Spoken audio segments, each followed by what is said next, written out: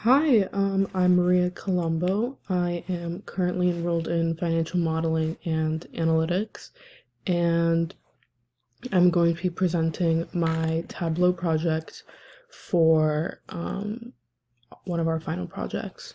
So basically, when it comes to the data, we were given a data sheet with dealing with the housing markets in California, Washington, and Oregon. And we are given the date, the state, new list counts, actual list counts, etc., median list price, median days on market, and statistics like those. So basically, for the first sheet in the Tableau project, it was just basically I separated it into median list price by state. So as we can see here in Washington, it's about 20 million. 20.5 million. In Oregon, it's almost 20 million, and unsurprisingly in California, it's about 27 million. For the next dashboard, we'll be talking about the relationship between median days on market and the price increase count, as well as the price reduce count if there was. So basically with this, we can learn in each state. And as we can see that with each median day on market, the price would continue to go up. So for example, here, the more days there were, the price continued to go up, and therefore, and so forth. And then in 2020, we can see that it reduced just a little bit. For the next chart, we then did the types of listing counts and in each state, and if we saw any trends and what we can learn about it.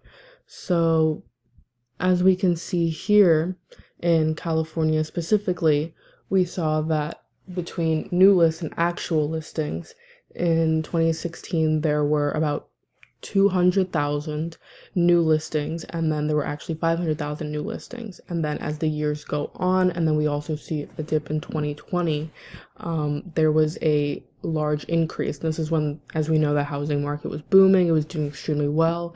And then in 2020, it just decided to dip a little bit due to the pandemic. Oregon is a little bit of a different topic, is a little bit of a different story, just because their economy just works a little bit different than California. To start off with California, which is on such an extreme side of the spectrum, we can see that there were less new listings and actual listings, and that's just due to the nature of population. When it comes to new listings or actual listings, the definition and just the explanation for them can vary. So with new listings, it can be people selling their houses, and then with actual listings, it can be just number of free houses in the market or just new houses being built. And then when it came to housing prices, housing median prices, we can see that obviously it took a very large dip in all three states in 2020, and that can just be due to the pandemic, in my opinion. Housing market was doing extremely well up until 2020, and if I were to get data right now for current years 2021 and 2022, I'm sure there would be another increase just due to how the housing market has been going, but due to new trends, it has been dipping.